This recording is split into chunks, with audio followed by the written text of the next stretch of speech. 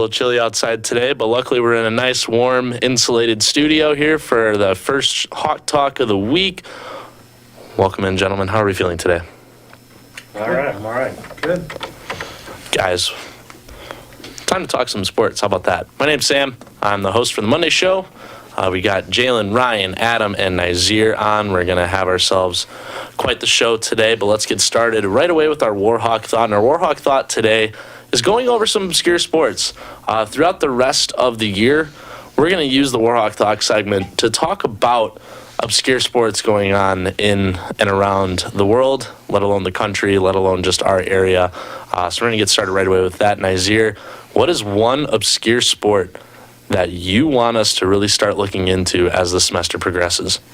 So I guess throughout kind of high school, me and my friend Brady, we would sometimes when we were just hanging out, we'd watch women's softball and the college softball for some reason. I don't know why, but we always got into it, and it kind of helps you learn about baseball, a little bit, because they're kind of similar if you're not into baseball. So I don't know. That's probably one of them that I could think of on a collegiate level, at least. Yeah, and that'll especially be more and more prevalent into the spring once we get around to that. And now that it's an Olympic sport too, it's back as an Olympic sport. Yep. Cool. I think that's huge for the sport. There are professional leagues.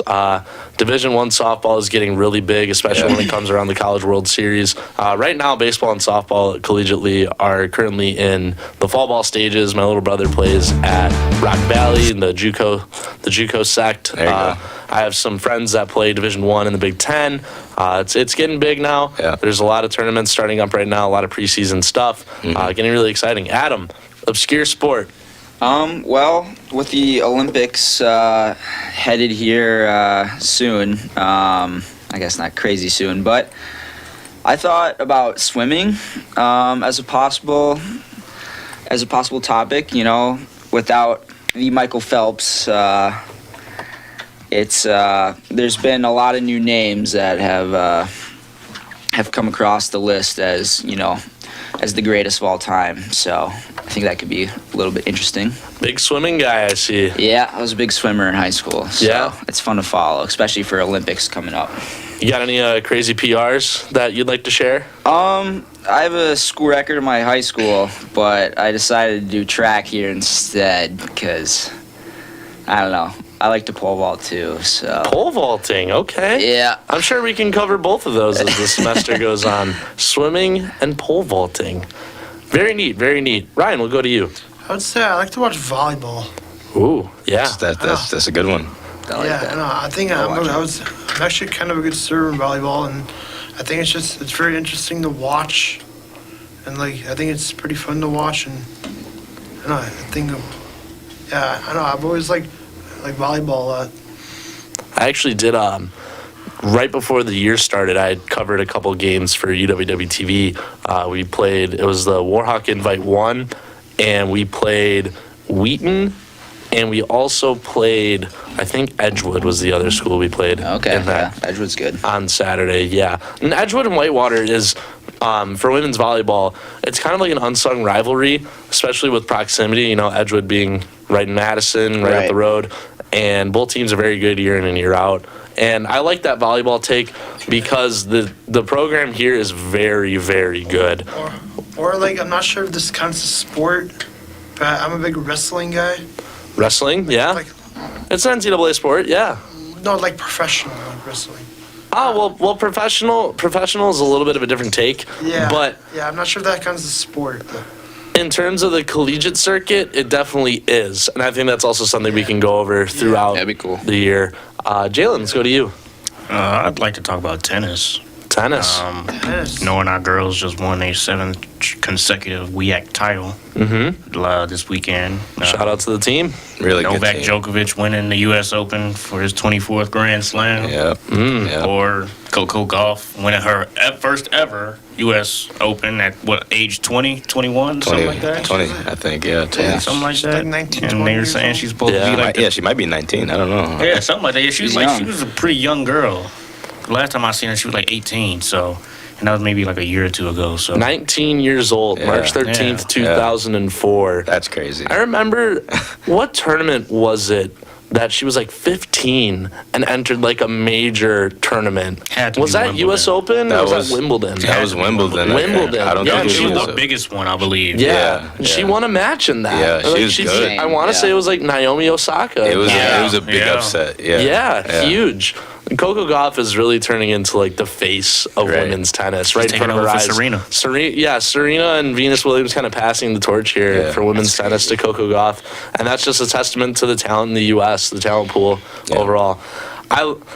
I have a slight personal bias for my pick for what I would like to see us cover more, and it's bowling. There you go. I'm on the team. We just finished up our second tournament of the year this past weekend at Midwest Collegiate in Milwaukee. Great qualifying from the team all around, but bracket play was just not our strong suit this time. But hey, it's good to get the little bumps out of the way before it really matters when it comes to postseason in April. So it's a big wow. learning experience right now. And we're just going to keep moving forward with that. But That'd be cool. Do you guys have like a long season? What like, it's I was gonna so say we April. we normally front load our schedule.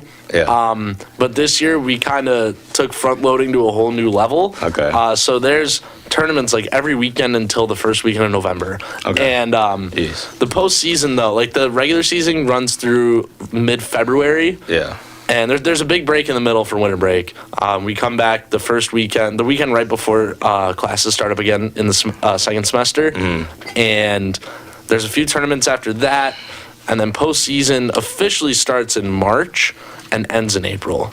Wow. Okay. Wow. There's a big singles tournament, the national tournament. The qualifiers for that are the first weekend of March. Where's the along- national tournament at? This year, I want to say Dallas. Wow. Okay. Last year was in Vegas. The year before that, when we won it all, was in Chicago. That's cool. So, yeah, and then there's a couple other big tournaments in there as well, a couple tier ones. So we're looking forward to that. But it's good to get the shakiness out of the way first, right? Yeah. But that not only just covering collegiate bowling, but also like the professional circuit. Yeah. That really kicks off in January-ish every year, where there's a lot of stuff. There's things going on right now in the Pro Tour, but that really kicks off in January. And there's a new league just announced Really? this past week, the World Bowling League. Yes, the WBL. Wow. It's a new startup. I forget who's spearheading it, but a lot of the guys on the PBA Tour are big fans of this because it's not like there's going to be, as far as what they announced, there's going to be WBL specific things, and there's also going to be mergers with the PBA. So like they're going to remain two separate entities, but a lot of like PBA stats are going to carry over to WBL, and a lot of like point systems in WBL are going to carry over to PBA, so that there becomes a true ranking system, and they want to like bring up stars that are emerging and younger guys really get people into the sport. That'll be and nice. try and grow the game Yeah, that'd be globally. really cool. So Actually, to come to think about it, my uncle's actually a professional bowler. yeah, Yeah. Nice. He was on TV a couple times, and he has his own pro bowling really, shop. Yeah. really, who? Brian Gunn. Not sure Brian you know who Gunn. he is, but yeah, he played against a couple of big names. I forgot what the names were, but Well, shout out Brian Gunn. yeah, Is he, got you, huh? does he have is he part of any like bowling ball production team? Is he like a staffer for anybody? Do you know? Like I have Brunswick to or ask him, 'cause Motive it's been a while since I like talked to him or about Storm? bowling. but Yeah. There's a couple big sponsored companies out there. We're sponsored by Brunswick, so we get a lot of great deals through them on new equipment. We get information about new releases before the public does. A lot of great merch, bags, backpacks, Nice. all that stuff.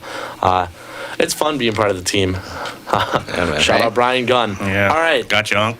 let's move on here. The Warhawks lost to Lacrosse this weekend. The Warhawks fell short of the UW Lacrosse Eagles 37-34 on Family Fest Day this past Saturday. 20,000 plus in attendance at Perkins Stadium, one of the largest crowds in Division III football history. I want to say it's third now. I think it's Man, third. that or second. place- Third rocking. highest attendance. Yeah. And if you take out the Cortland Ithaca games that Yeah. happen every year at Yankee Stadium, that's second. That's crazy. Second Yeah. highest attended game in Division III history. Yeah. So despite the loss, if you were at the game on Saturday, you were a part of history. That's right crazy. there between two great programs and arguably the greatest conference in Division III football. Yeah. But let's talk about what was going on this game, Nazir. I know you were there this weekend. man. What went wrong? Okay, so we started off with turnovers. Too many turnovers. There was a fumble at the beginning of the game, and then there was a second fumble by Tamir, but it wasn't a fumble. I can strongly I thought he was say down. he was Yeah. completely down. I saw the Yeah. replay. His leg was down. His elbow was down, which is just as important. The ball fell out as he hit the ground, and they said it was Lacrosse's ball. Now, I don't think that is like the game shifter, because there was a lot of big plays that we still made after that. But that was one key part that I think we would have scored on that drive, because we were moving. Like the run game was going crazy that drive. But that's kind of what went wrong for Whitewater. For Lacrosse, I would say they kind of started to choke the game away, which they did. It was tied 34-34, and then Lacrosse got the ball back, and we managed the game pretty well towards that last drive, to kind of pinpoint them back, which it was a 51-yard field goal, which is like, that's a hard one to hit. So we were Yeah. kind of Into the wind. into the wind. I mean, that helps obviously, but I mean, it was good. It was good for us, but then that kicker, a really good kicker. I think he's Oshkosh West alum with our studio manager Drew Best. I think he's probably going to be player of the week this week. So that's what kind of went wrong. But I do have a hot take, but I'll let everyone else get into their little. Adam, what did you see this weekend? Yeah, I thought our run game was nice, but I think all the mental errors was where it went wrong for us for sure. And then I just thought on defense, I almost felt like we were playing just a tad too soft on it too. I feel like there were a lot of huge third and down plays, and we were just always, just trying to sit back 8 to 10 yards, which obviously is not ideal from the plays that I was watching. But between that and the mental errors, that's for sure where it got us. But we were able to rally and try to come back there towards the end. But with that field goal, I was impressed. I'll say that. That was quite an impressive kick. But yeah, it starts with up front. I thought we did a pretty good job trying to pound the rock, but yeah, we needed all sides of the ball to just be more well-rounded in that game. 11-play drive by Lacrosse took them almost 6 minutes to go 40 yards and then a 51-yard kick. Yeah, that's crazy, man. That's insane. Which Michael Stack, shout out to Michael Stack. That's really, you really don't see that at this level of football. No, Yeah. no. When we're talking about two of the better teams in Division III, you're going to see a lot of theatrics here. And I think that, just mental, like you guys are saying, mental errors, and especially on that last drive, I mean, you got to get the ball back in that situation. Yeah, You have you got to to. be aggressive with You it. got to get aggressive. Not saying that they weren't aggressive all game. This was a high-scoring matchup. I mean, you look at going into the third quarter, we were up 27-20. Yeah. You go up 34-26, 34-20 at one point off of a where is it? Or down 34-20, I should say. Man, Yeah, Lacrosse we were down. choked it away, I had the scores mixed up there. Yeah, you're good, yeah. Down 34-20. Saw a lot out of Kaiser Helterbrand, but we saw a lot of Zach Weir, D1 transfer from Eastern Illinois, comes to Lacrosse. He's originally from Grafton, Wisconsin. Comes to Lacrosse, goes 9-12, 206 yards, 2 touchdowns, including an 84-yarder. But Kaiser Helterbrand, a lot on the ground as well. I mean, this is what we talked about last week. We're going to see a lot of Helterbrand, a dual-threat quarterback. He had himself 2 touchdowns through the air, 108 yards on the ground, averaging 4.3 per carry. But I mean, we saw the running attack out of us as well. 273 total yards on the ground. Alec Ogden, 4 total touchdowns. I mean, you look at this game, you can see where it got away from us a little bit, and then we brought it back to 34-34. Yep. But just some mental lapses in between. Ryan, we'll go to you on this one. What is this game going forward, going against River Falls this week? What do we have to take away from this game and improve on Yeah, before I we think- go against River Falls, a top 10 team in the country? Yeah, I think against Lacrosse, like the defense was not good. I think they just kept too many big plays. Like they couldn't get any sacks. I think Lacrosse ran 20 more plays than Whitewater. They held the Whitewater had 2 costly fumbles, even though one his knee he was down, and then Lacrosse held the ball 13 minutes longer than Whitewater. So I just think the offense. I think the offense is pretty good. Just the defense, it can use some work against River Falls on Saturday. Which you think that with a defensive-minded head coach like Rindal, that would have been the main focus, was to contain Helterbrand. But Helterbrand getting nearly, let's take a look here, 105 in the air, 108 on the ground, over 200 yards total That's offense crazy. by himself. Zach Weir, 200 yards through the air, 11 on the ground. I mean, Jack Studer, 150 receiving yards and a touchdown. You gave up 4 passing touchdowns. I mean, what does this defense have to work on this week, Jalen, going into this game against River Falls? Getting off the field on third down. Yeah. I was I'm an intern for the school, so I'm able to have field access and to get reels for the social media platform. So when you said that Tamir Thomas has fumbled, that second fumble, he was definitely down. I saw his knee. Yeah. So you was right on that. But it was that the last drive, they had 2 chances to get off the field on third down. And what happened was their quarterback number 2? Is his number? They had 2 quarterbacks on the field. Yeah, that's what I was saying, because Yeah. I know number 2. Helterbrand was number 2. Yeah, Yeah, Helterbrand because he was like the running back for like the last drive. Yeah, I know. Like who's that? Like there's like one wide receiver on Lacrosse. I don't know his name, but Whitewater just like left him wide open.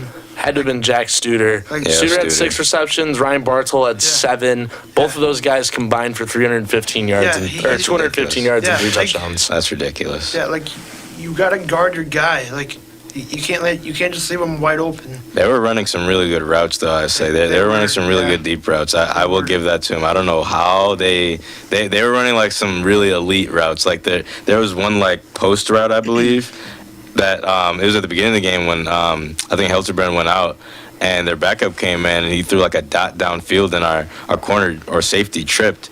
They ran like that was a perfect corner route in my opinion. But yeah, we got to work on, I guess, deep coverage now, because I mean we have young defensive backs still, and we do every year for some reason. Because But that last drive at the end, when they completed 2 of those third downs, those were like 3rd and 7s and Yeah. 3rd and 8s. They got to play closer up. I'd the say. linebackers also got to stay a little bit more disciplined, because there's so many like They were getting up the caught gut in the like field, quarterback runs. I don't know. From what I saw, we did good containing on the D line, but then at that point, the linebackers got to stay disciplined. Either they got to stick to their coverage or they got to stick to rushing the quarterback. You can't pick and choose like middle of the play. You know, that's what causes the breakouts and the big breakouts plays. I just think like Alec Ogden. I think he just like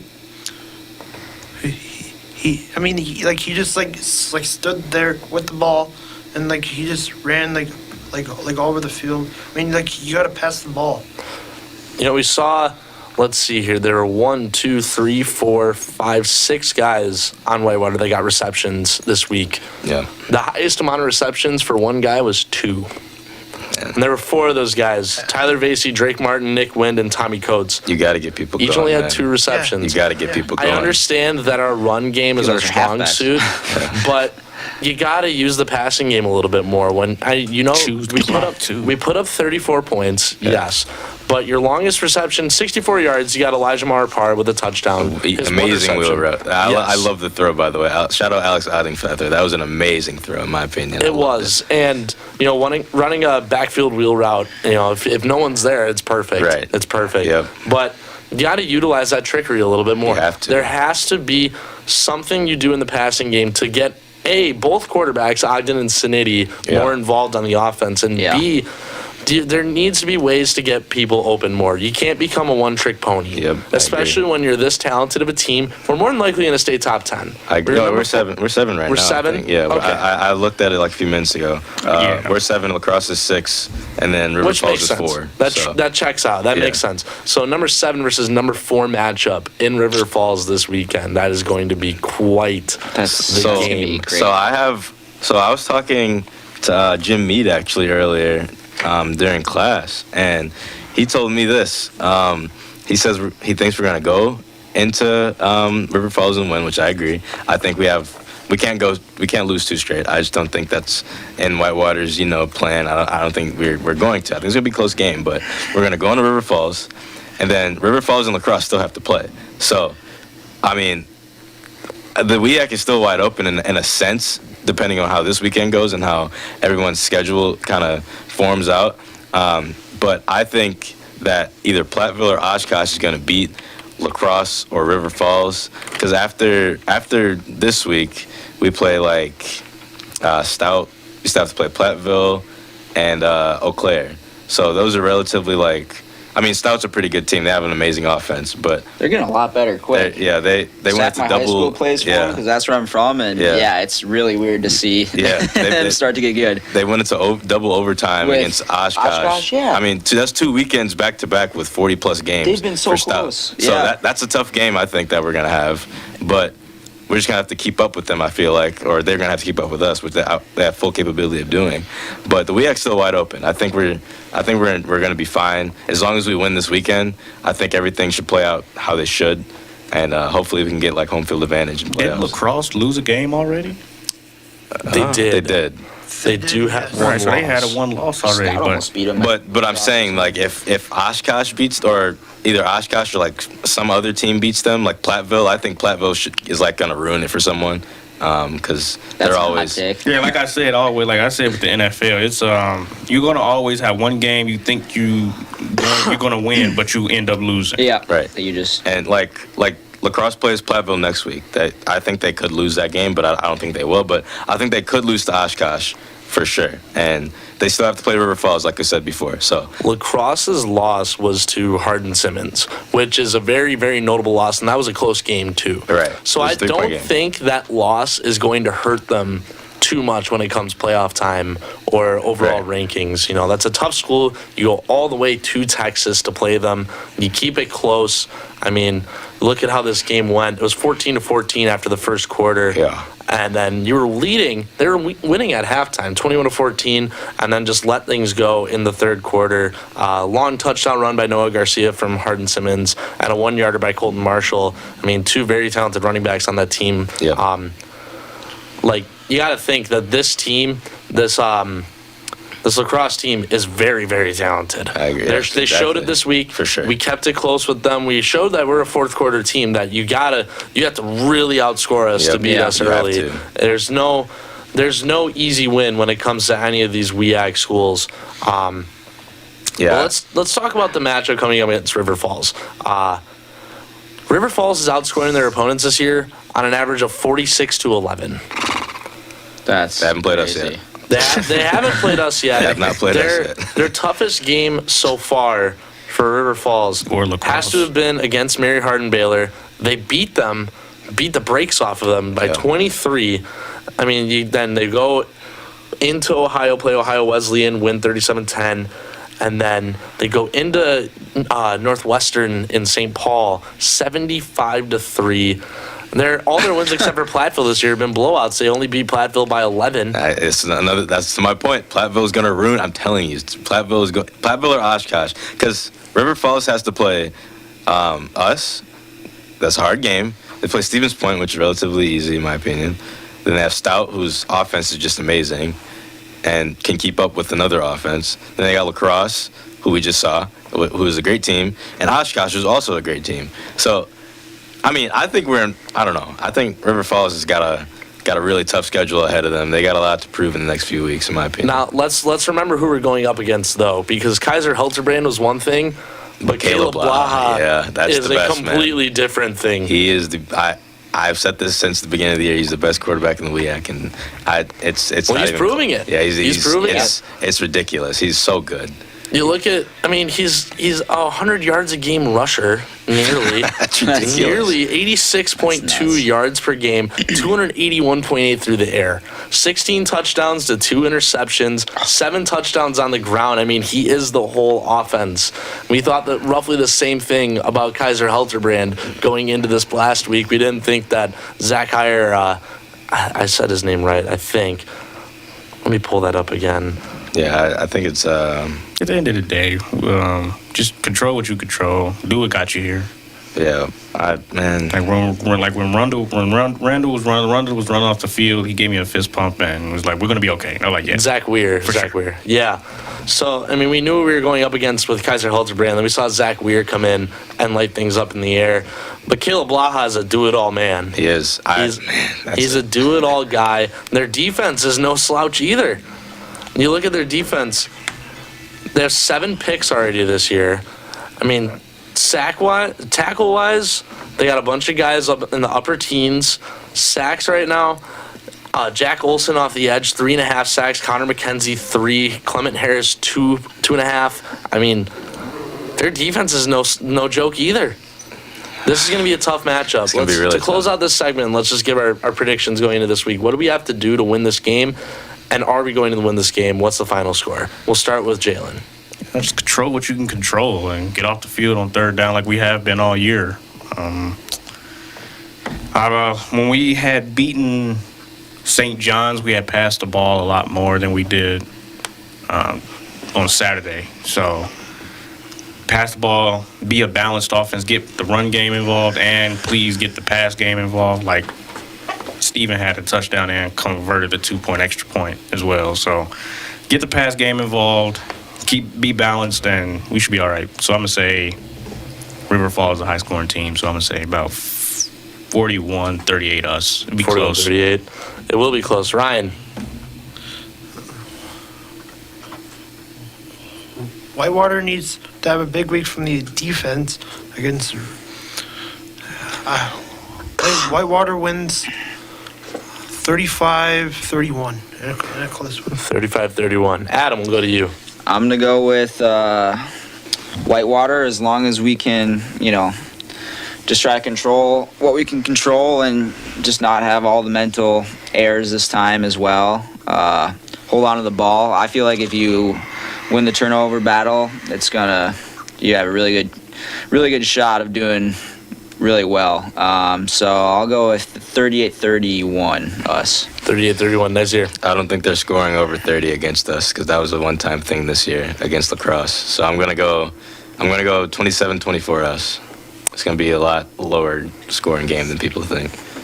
There's a lot that's going to have to go right in this game. I agree. You're going into the number 4 team in the country's home, onto their turf. I mean, they don't have the largest attendance known to man, but with how good the team is getting this year, you can expect a larger turnout, Yeah. especially that's true. against any game between 2 top 10 programs. Is River Falls undefeated or? Yeah, As of right now, yes. Yes, they're They're undefeated. 5-0. With a statement win against Mary Hardin Baylor. Close game against Platteville. Big win against Northwestern St. Paul. I don't know if we can get this one out either. I'm not trying to be a hater here. In no way am I saying that the team is not capable of beating River Falls. Blaha's just something else, man. Blaha is just something Yeah. else. He And is. luckily for Yeah. us, we don't have to deal with the 2 quarterback system this week. It's the one quarterback show, but it's one quarterback that plays like 3 different players. Yeah. So If they don't have a game plan for him, then Yeah, we'll lose that. Yep. I think our offense will look fine. Yeah. I think we're going to be just fine. It's up to our defense. It's up to the defense. It is. And right now, I think just based off this past week where we weren't able to contain Helterbrand on the ground and Caleb Blaha rushes for nearly 100 yards a game, I'm going to go 35-27 River Falls. Yeah, okay, that's fair. I can't even argue I'm with going to give that, them the man. win. I think that, they haven't played any strong offenses yet. The strongest offense they played being Mary Hardin Baylor. They haven't faced what we can do offensively yet, especially on the ground with Tamir Thomas and Maher Parr. And especially, Sanity and Ogden can also run too. You can't forget that. Yeah. But I just don't know if we can stop Caleb Blaha. I don't know if we can contain them. I completely agree with you, And man. if we It's tough. can, I will gladly eat my words. Yeah. But I think 35-27 River Falls is how it's going to go. Okay. Let's move things on here to Major League Mayhem. The Phillies blanked the Braves. Yes, The sir. Rangers took 2 in Baltimore, and the buzzsaw that is the Arizona Diamondbacks continues to roll. And that's not forgetting to mention that the Twins and Astros are 1-1 right now going into Minnesota. So let's talk about this. Let's talk some playoff ball.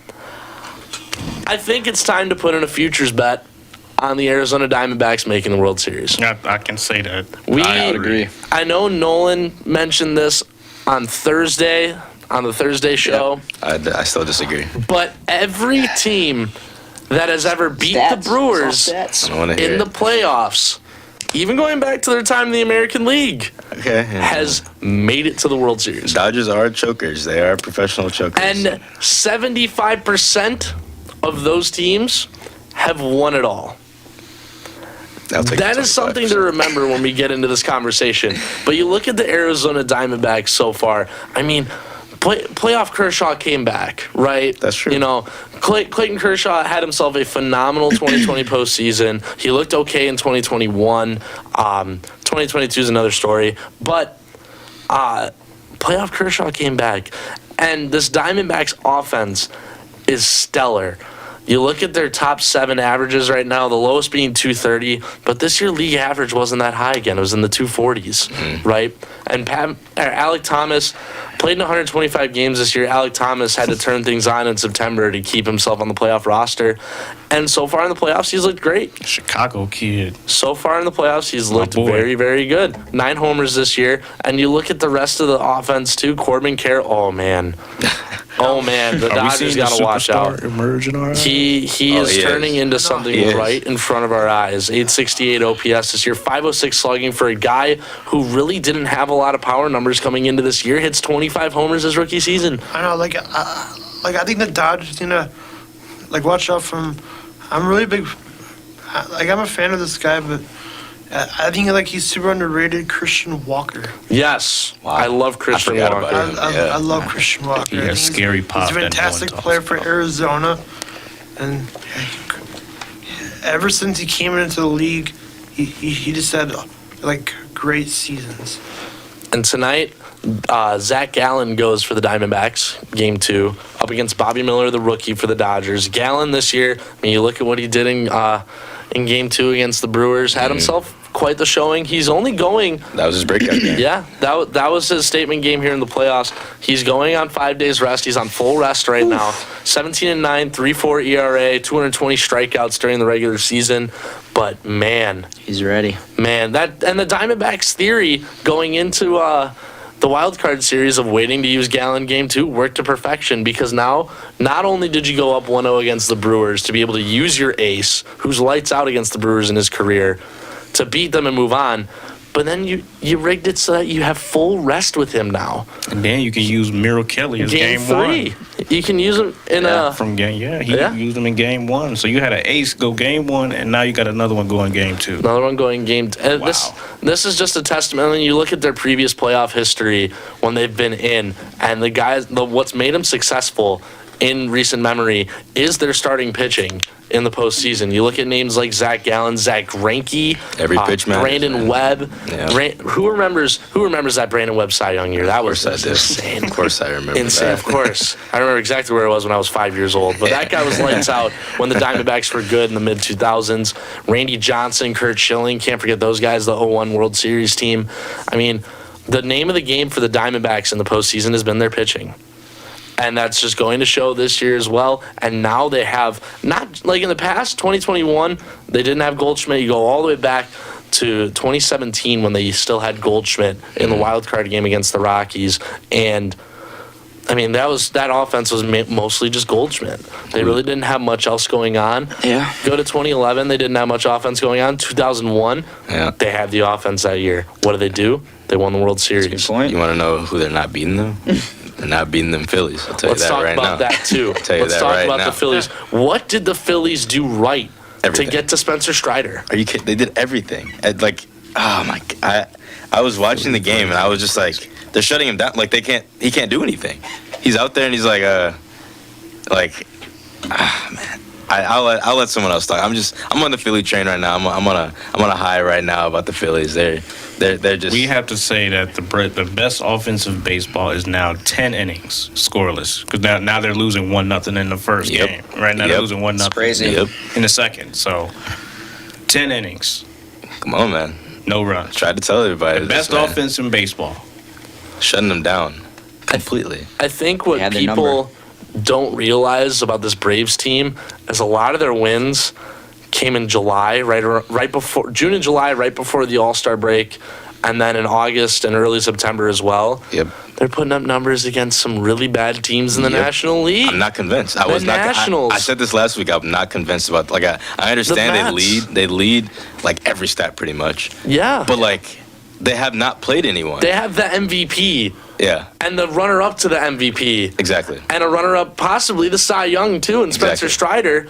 And then an ace and Max Fried. Yep, Max Fried, Max Fried, Bryce exactly. Elder. I mean, and you go into don't get you face Philly at home At home, they're doing it right now and too. you get blanked. Completely blanked. Still blanked. Still Get blanked. Blanked. Come Now on. let's talk about that. They're on right now. Does anyone have a score update? 1-0. 1-0 right now. 1-0 Philadelphia. I think. 1-0 I think Philadelphia. top second. Top second. Yeah. What is going on with the Braves? What's going on with the Orioles? Sleep. What is going? Let's talk about them now too. I'm- What is Yeah. going My on heart's with breaking. Baltimore? My heart is My breaking heart right is now. broken. It completely. I had them going to the World Series against Phillies, and they're just disappointing me right now. I can't believe I picked them. Now I'm thinking about it. I'm like, man. I mean, I don't even think it's about picking them right now. I just want just them watching young them. kids from Exactly. a farm system to be built on the farm system to Exactly. go. No, I like Exactly. And now they might end up getting swept. That's ridiculous, man. It's so heartbreaking to watch It's- that. I it's turned also- it off the other day. I was It's like, also dude. very early on that timeline for all those guys, and the best guy out of the whole bunch isn't even up yet. And Jackson Holiday. But He's they're not down, even though. there yet. Yeah, I know, but they're down. They're already down, man. They're down say- 2-0. I mean, backs against the wall. Down 2-0. All this is doing is giving them great experience going forward. Now they got to face Nathan Eovaldi. They You do have just to seen face what he Eovaldi. did against the Rays. So it's Now, I got a question here for you guys, and now this goes to Twins Astros. Are the Twins legit? No, no. I'm not Are the convinced. are the not Twins convinced. legit? I'm not convinced. This is a Cinderella story. They'll get Yeah, that is humbled. Cinderella, They'll get yeah. humbled for sure. If they win this round, they're not going out. They're not beating the Rangers. They're not beating no way they're beating the Rangers. I know we've been saying that for like 2 weeks that they're gonna get swept each series, They keep winning. They keep going. They keep winning. They keep going. but it's 1-1 right now. You know, I'm not. I just want to tell ESPN and MLB, we understand Royce Lewis is on a heater right now. We understand it. He was on a heater when he played this too, when he was healthy, man. We get it. 921 OPS in 58 games for Royce Lewis, 15 homers. I mean, you got to think about it. He's still 24. He's still got a lot of time. I mean, he's dealt with injuries a lot early in his career. He was drafted in 2017, but only played 12 games last year, ACL tear. But he looked great when he played. Yeah. This guy's legit. He's legit. Anything about the Twins Oh, is he's legit. It's Royce Yeah. Lewis. Oh, yeah. He's legit for sure. But let's just talk about who they have going the rest of the way here. You pitched Pablo, you pitched Sonny Gray. I mean, you got to go Bailey Ober next. I feel so right? comfortable. Yeah, I would feel comfortable with him for sure. Because game 3 is almost always the deciding factor. Yeah. Yep. And it's at home. Bailey Ober's a lot better of a pitcher at home compared to on the road. Yep. 3.43 ERA, 3.96 FIP. That's a pretty high FIP, but it's not terrible, really. Agreed. Strikeout numbers are kind of low, but this Astros team does like to hit, but they're not the greatest against guys that pitch for ground balls. Definitely, And Bailey yeah, Ober's a yeah. ground ball guy. I mean, this year you look at some of his other numbers here, 146 strikeouts, like we said. He allowed 22 homers, which was third lowest on the staff. But in today's age, when the home run ball is the thing, that's not a ton Right. when you think about it anymore. I'd almost go with him and then Kenta Maeda, game 4. Really? Which is tough. I don't- Which is tough because Maeda's he's 35. He's not a Yeah. speed guy, Yeah. but he's got a lot of that playoff experience with the Dodgers. He's got a lot of that choke playoff team? experience. He does. He's got a lot of innings put up in the playoffs, and especially if you go up 2-1 in this series at home, you got to go Maeda here. You got to go experience. And he has Yeah, experience yeah. against a Pitching lot of game these three? Astros. You're right, you're right. 2017. You're Who's right. pitching game 3? I want to say it's Bailey Ober, but I could be off on that. Wait, I think it's Sonny Gray. Bailey Yeah, Ober it's- pitched game 1. He did? Yeah, he did. You're right. It's What am Sonny I on Gray. lately? Well, guys. no, like Sonny- they might put him out there again. It's though. I Sonny could have sworn Gray. they went Sonny already. Yeah, they put Sonny out there. It's Yeah, Sonny It's Gray already out for there. Minnesota against Houston. It's Christian Javier. Christian Javier. Now, I that do like dude Christian in the Javier, He's though. postseason. good. Yeah. That dude in the postseason. Who? Christian Javier. Yeah. Yeah, that's kind of scary. Yeah. That's kind of scary. Very, very, very good sinker with Christian Javier. A lot of cut, he's high speeds. I mean, the Twins' offense has been shaky a lot this year, but they don't have Joey Gallo on the playoff roster anymore, so there's no guaranteed 3 strikeouts anymore. Yeah. And I think this Twins Astros series is going to be the most entertaining out of these 4. That's a good take. You look yeah. at Rangers Orioles, I agree where it's with been a that. slugfest all around. And then think about, I mean, the Phillies. on, Obviously, the Phillies is exciting. Sweep. Taking down the Sweep. Titan that is the Sweep, Braves. Sweep. That'd be The crazy. Diamondbacks are exciting. That's also fun to watch, taking down the other Titan in the National League, the Dodgers. Yeah. But I think Astros Twins is going to be the most entertaining series. Might go 5. It might go. It should go 5. It should go 5. Yeah. It should go 5. I think we said maybe not. I don't know if we said that last week. but- because if it goes 5, even though Pablo pitched game 2, Pablo Lopez, you can go Lopez game 5. He's I'd consider him the ace of the staff for Yeah. the Twins. Oh yeah, for sure. You could go Pablo game 5. Yep. Ryan, you look like you got something to say here. Yeah, like I'll go with Lopez. Like game 5, because I mean he blanked the Astros last night. Well, during last night especially looked great against them. Let's pull up that box score really quick if my laptop can operate properly. Pull up that box score, 6-2 final. Twins versus Astros. Lopez last night goes 7 innings, 6 hits, no runs, 7 Ks. Brock Stewart is the guy that gave up the 2 for the Astros. Duran comes in, doesn't get the save, but he got the save, right? It just doesn't show up in the stat column. Framber got lit up. I thought Framber Valdez was going to be a Cy Young candidate this year, No sir. and he got lit up like a Christmas tree. Yeah. I mean, during the season, he looked good. 200 innings, 200 Ks. Like, He like- looked good. Now look at the Yeah, I World think- Series from last year when he got lit up in Game 1 against Oh, he got destroyed the last Phillies, year. and Just then he doesn't have- turned it just down. doesn't He have the turned it down in clutch Game gene. I 6. think there's one part like when Framber Valdez threw that no hitter against Cleveland. His next start, I think he gave up like 8 runs or something. I think this is going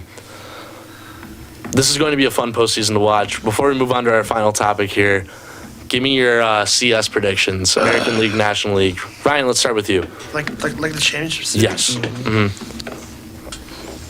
Who do you got American League playing each other? Who do you have National League playing each other? Braves Diamondbacks. Braves, Diamondbacks. Ooh, they got to come back now. They're down 1-0. No, I still think with the last 3 games Arizona's played with the offense, if the offense of Arizona keeps hitting the Dodgers pitching, and with Arizona's good pitching that they have, I think Arizona could win the series. I agree with that too. I keep calling them the buzzsaw because they are. Yeah. You're not stopping that. Don't put a hand on it. It's good. It's getting cut off. And then Don't put a hand on the Phillies, man. AL, I got Rangers Astros. Rangers at ooh, I like that. I really like that, and the reason why I like that is I like because it, there's but been no. so much talk going back and forth Yeah, between those two teams all year long about who really runs the state of Texas for Yeah. baseball now. Okay, that'd be pretty cool. That Actually, you're right. Yeah. 7-game series, sick. I might watch start to finish every single game. That'd be sick. That'd be nuts. gonna As much as that hurts to say, I that'd be think sick. that City of Texas will officially be divided. I think that series would overtake Twins Astros as the most entertaining series of the playoffs. Yeah. If that happens, That'd be cool. we got a lot going on. Jalen, give me your CS, both leagues. Yeah, I'm right here with him with it. I got the Astros and Rangers and Braves and Diamondbacks. Just because the Diamondbacks have the more like 2 guys they can count on to go get him a good start. And with Kershaw, I'm not influenced or have faith at all with that start. So, yeah, I'm going to give a edge to the Diamondbacks, especially with the superstar starting to emerge before our eyes. I want chaos. I'm going Twins Rangers for the American League Championship. Okay. I think the Twins can pull it out. They got a lot of momentum on their side right now, especially going back home. They're actually favored right now. they are. I think this Twins team, there's something special about them. I just can't put my finger on it, but there's something special about the Twins this year. And then for my National League, I'm going to go Phillies, Yes. Diamondbacks. Oh, okay. Create only dork chaos. I know, it's just That was the Diamondbacks. What's it called? Their Twitter hashtag, their X hashtag, going into the playoffs this year is create chaos. I feel like That is what's going to happen this postseason. That's It's going to be chaos. I chaotic. see this. I Yeah. think every year I feel like in the National League and in the playoffs, like every like 1 or 2 seed just gets upset. Cause like last year, Padres upset the Dodgers. And the Dodgers like the ones. I remember watching that Game 5 or Game 4, whichever one the Padres and clinched. then Phillies upset the Braves. Watching Josh Hader get his revenge on Freddie Freeman was quite entertaining. Yes. I was honestly happy for it. Like I wanted to pull for the Padres for anyone that wasn't Manny Machado, because there's still beef with Manny Machado. Nazir, let's go to you. CS predictions. Yeah, I'm taking Phillies. Unfortunately, I'm gonna take the Diamondbacks as well because the Dodgers are, and normal playoff. Generational Four. choke. Yeah, they're unfortunately, I'm gonna have to go with both the Texas teams on the other side. The Orioles have really broken my heart. I really wish I didn't pick them. It's not even that, like Jalen said, it's just the fact that they're so young. they're just young. Yeah. So Inexperienced. it is what it is. It's not that they overshot their expectations this year, which they kind of did. No, I think they Everyone did. kind of assumed that this is going to be a playoff team, but maybe a wild card bounce. Kind of like the Grizzlies. Growing Exactly. pains. It is growing pains. It's good experience. Yeah, kind of like the Kings and Grizzlies. But yeah, that's what I'm taking. Adam, let's go to you.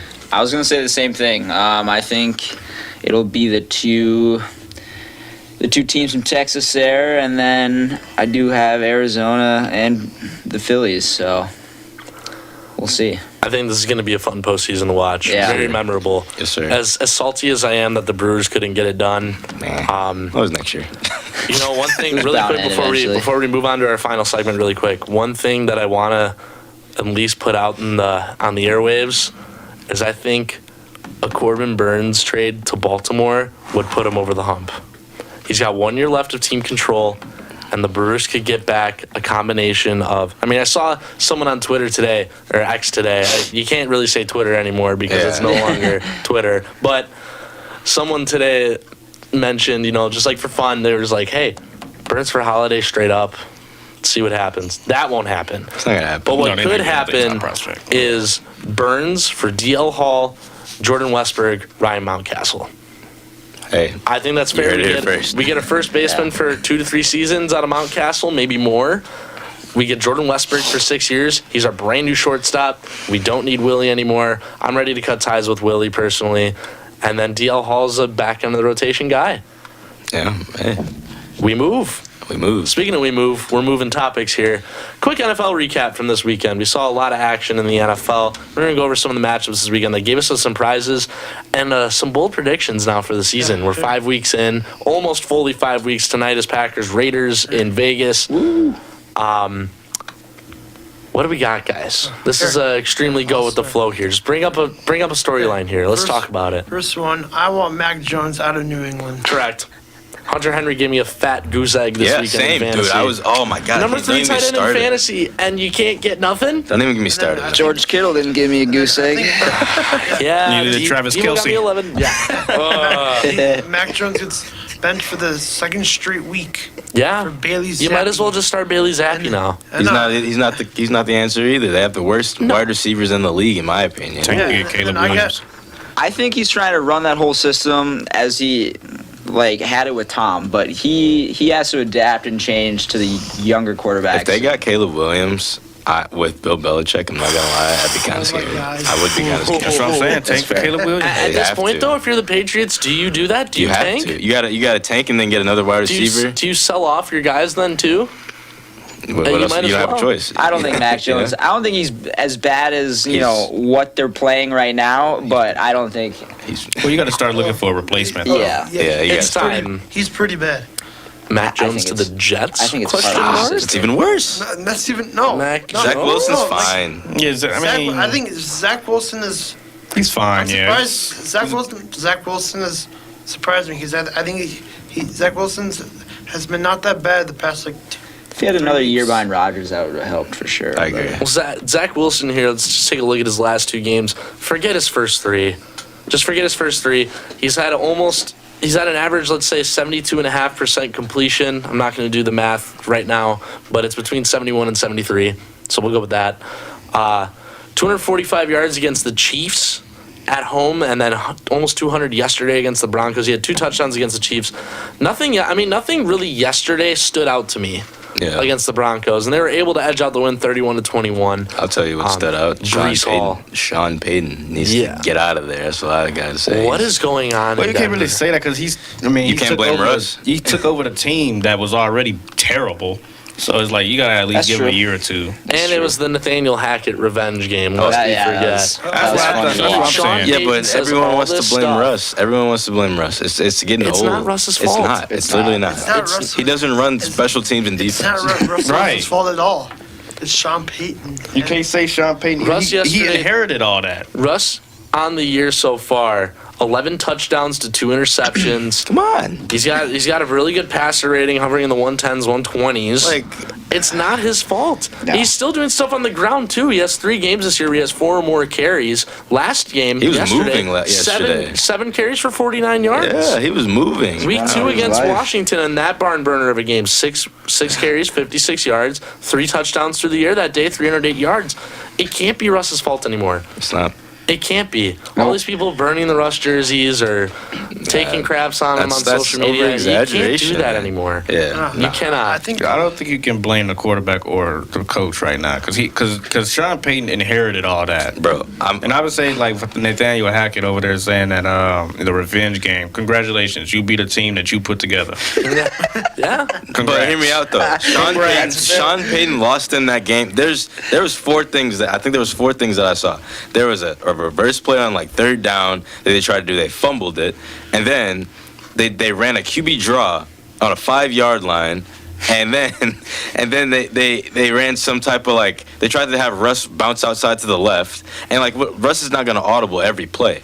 So I mean, with play calling, that's just like, dude, you got to have some like time management. You got to have some common sense in those situations. Yeah. That's why I blame Sean Payton, because he's leading them like he should be leading them in the correct direction, not backwards from where they already were. That's why. Let's give some bold predictions here. Rest of the season can be as hot as you want. You can turn that stovetop all the way up. I'll start with mine. The Jacksonville Jaguars are making the Super Bowl this year. Can you stop? Oh my gosh. Stop. They're doing it. They're doing it. Oh my You saw what they did. I mean, That's all right. No, it's not. It is. Outside of the Texans game was a fluke. There's 3 guarantees in life. It's their Death, rival. taxes, and the Jags losing to Houston at least once a year. No. Oh my gosh. They'll always beat the Colts. They'll always beat the Titans. They always split against Houston. That was a fluke game. CJ Stroud had himself a night. He's gonna have But another the rest of the games this year, they kept it real close with Kansas City. They match up so well with Kansas City. They match up even better with Buffalo. Because I said that last year on Hawk Talk. We lost to Kansas City. Buffalo barely beat Cincinnati. We would have beat Cincinnati, and we would have beat Buffalo. You would not beat Buffalo last year. We just beat You would not Buffalo be- yesterday. That's They yesterday. Didn't It's a whole change different anything on team. the roster. It's a whole different They team. didn't change anything on the roster. They changed a few things on O-line and running backs. They They changed a didn't. few things. Jacksonville's a Super Bowl team this year. Your hot take. Listen. My hot take is, this is really a hot take, okay? You guys are going to hate me for Nah, this. it's no. But it won't be. I'm not convinced by the Chiefs. They almost lost to the Vikings. They should have lost to the Vikings, in my opinion. That's fair. I got Chargers winning the division. That's, yeah. We're gonna. That's no- I got. That's see it. hot. I can see it. Okay. I'll give you a hotter one. I'll give you a hotter one then, dude. I got a hotter one then. I got the Rams winning the division. I think they're hot. Look. The Rams. That's not- The Rams are good. I don't care what anyone says. When they play the Niners again, You just said the Rams The are winning the Rams, division. the Rams on paper. I'm telling you, they're on paper. They are pretty 49ers good. The Rams on 5-0 paper- Listen, yeah, 5-0 for now, bro. I'm telling you, the Rams are the real deal. The Rams on paper should win the NFC West every single year. Bro. I'm telling you, The the Rams Rams in are something practice, else. They have a great coach. They have Cooper Kupp. They have a new star and Puka. They have Tutu Atwell. They literally are just missing a running back because the running backs have not been good since Todd Gurley. Oh. You know, so and then they have a pretty decent defense. They still have Aaron Donald. They also Jalen Ramsey. Bro, the team's fine. Their special Didn't teams the is good. 49ers already They've been beat close the in Rams. every game except for One the game. Seattle game this They're year. gonna split. I'm If telling they you. can beat Okay. You the realize 49ers, if they can 49ers take the 49ers on the road week 18, Please. Look, I man, think that's what wins in the division. I'm telling you, dude. That it will realize come down to that game. I'm telling We you. realize the 49ers gave up 68 points all season. That's cool. It's week 5. Let's talk about the next few weeks. Everybody else is giving up at least All right. 100. You want to hear a hot take? This is take. mine. If it's not Christian McCaffrey that wins MVP, it's Brock Purdy, man. Oh, that's not a hot take. Brock Purdy. He hasn't thrown a pick all year. I think the water's boiling a little bit. All right, all right. Hey, so. That's not hot. That's not a hot take. compared to everyone else. All right. Okay, that's a pretty good take. I mean, I all like right, that. We're I take. gonna don't know. cook up some spaghetti. I've watched him 3 years at Iowa State. He's not a system quarterback. That'd be He is- crazy if he won, though. He is the real deal. and He he's is definitely good. better He than has the Iowa best State Brock weapons. Purdy too. He has the best weapons in the league, I will say. So that's probably why people You could put say him the same behind. thing about Josh Allen, Joe Burrow. They all got their top. But hear me out. They're gonna if Patrick Mahomes throws for like 40 He had touchdowns. Tyreek and Travis. No, I'm saying, but if he plays over average with that team, he's gonna win it. Like it doesn't matter. Yeah. It doesn't matter what Brock Purdy does. So it's a pretty hot take, I guess. I think the but problem with that is that you can put any quarterback in that system, and the 49ers I still don't make agree playoffs. because Trey Lance was in there last year, man. Trey Lance never got a fair he opportunity. did not get a fair opportunity. He I never got a fair stand on opportunity. He that. should have played last night. Oh yeah. Yeah, you should have. I He should have played last Cooper night. doggone I just Rush. think all the plays he's making is good. I don't know.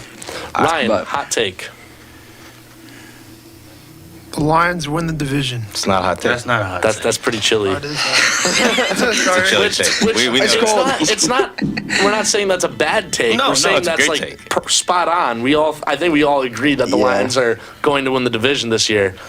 Okay, I have one. How far do you think they go in the playoffs? Ooh. I think divisional. Okay. Wow. So, here, I think the Cowboys' playoff chances now are 50-50 in my opinion. Hey, they're gonna lose next week. I don't even think the Cowboys make the playoffs. They're gonna- That's another hot they're gonna take lose for to you. Chargers. Yeah, That's a 'cause good I know, take. because, I know it's the 49ers, but I thought the game would be close. It was not. They got Do reality. they show. make the playoffs? That's where it comes in. I don't think Cowboys make it. I think they still do. I think they still do. Who- I I mean, think they barely sneak in. Cowboys sneak in. don't The make worst- don't make the playoffs. the worst Hot team take. in that division is the Giants. I mean, the Commanders are decent. Yeah, I and mean, here, The Commanders check this out. 1-4 record. The Eagles are the real deal, I think they're 2-3, right? Yeah, they're okay. They're two. They should They be lost like to the 3-2. Bears, but yeah. Try- Jalen, hot take.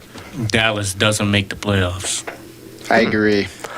I don't see it in them after that week. I don't know. I think their team is way too talented to miss. This could be It's a Mike 2010 McCarthy, though. Chargers all over again, where they're the best team on offense and on defense and miss the playoffs Oh, yeah, somehow. you have to remind because me they of just that. get unlucky. But 7 years old. Oh, wait, no, like it could be like the Cardinals from like a couple years ago. yeah, Oh, that's a good comparison. Actually, yeah. I like that comparison. I don't know. Well, I guess we'll have to wait and see, but I think we got some good things in here. Let's give our final thoughts on the day. We'll go back reverse order. Jalen, let's start with you. My prayers out to all the people in Israel right now. There's a lot going on out there. Yeah, let's. Man, So sending thoughts and prayers for sure. That's a crazy situation right now. be grateful every single day you wake up. Hug your loved ones. Thank everything, whatever you believe in. Thank that the sun comes up every day. Ryan. Mac Jones needs to get out of New England. Yeah, I'd say so too. Adam. I don't know. I'm just ready to see what the Packers end up doing tonight. See if we're the old Packers or if we're. I don't know. I'm nervous, but I'll watch. So This game's going to determine a lot of things going Yeah. forward. Yeah. Yes. Yep. Nazir. Justin Herbert MVP. I like that. Coming I'm up. a Justin Herbert fantasy Coming up. owner. I Coming like up. it. I got Keenan Allen, so I'd be grateful. There you go. Let's go with my final thoughts here as the clock's about to expire. Packers Raiders tonight. My final thoughts will always be Monday Night Football Lions. I'm a Packers fan today. The Packers Raiders spread. Vegas is a 2-point favorite. Again, this is no gambling advice, so don't take what I say for fact. I got to mention that on the air. I'm going Packers +2 because I think they'll win, so I'm also going to go Packers money line. In terms of over/under, I think this is going to be over 45.5. There we That's go. what CBS Sports has put it I at. got- Exciting. I got Vegas tonight. Vegas, okay. I think right now this is going to be a very tight game, but it's going to be high scoring because neither defense is all that great. Right. Show up on the field. That's going to do it for us today. We missed the clock by 26 seconds. From Adam, Nazir, Ryan, and Jalen, my name's Sam. Thanks for tuning in to Hawk Talk today. We're going to kick it back to the music here on The Edge, 91.7 The Edge, WSUW Whitewater.